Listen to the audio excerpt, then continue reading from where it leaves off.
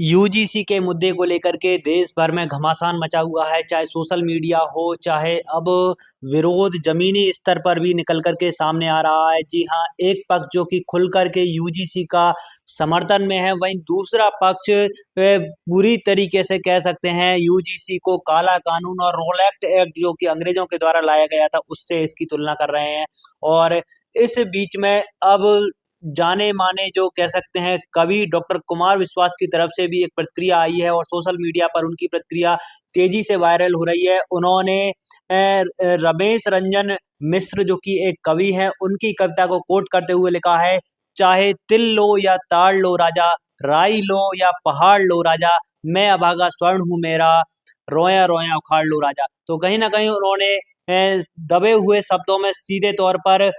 विरोध व्यक्त किया है और हैशटैग यूजीसी रोलबैक का नाम भी दिया है। फिलहाल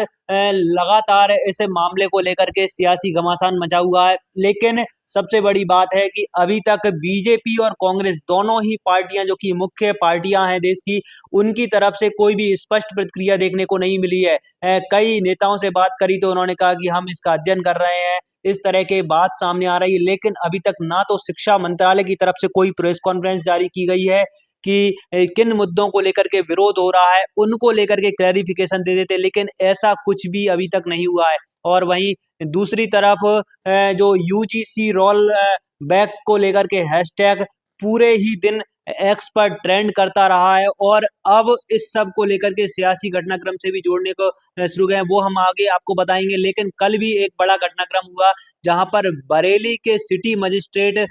अग्निहोत्री के द्वारा इस्तीफा दे दिया गया, जिसमें शंकराचार्य के अपमान और यूजीसी एक्ट से नाराजगी उन्होंने खुल करके जाहिर करी। और अब इसको कई लोग इस तरह से भी, राजनीतिक पंडित इस तरह से भी प्रचारित कर रहे हैं कि यह पूरी तरीके से योगी आदित्यनाथ को टारगेट करने के लिए किया जा रहा है कि योगी आदित्यनाथ आगे आने वाले समय में 2027 में उनके इलेक्शन है और मुख्य रूप से उनका जो बड़ा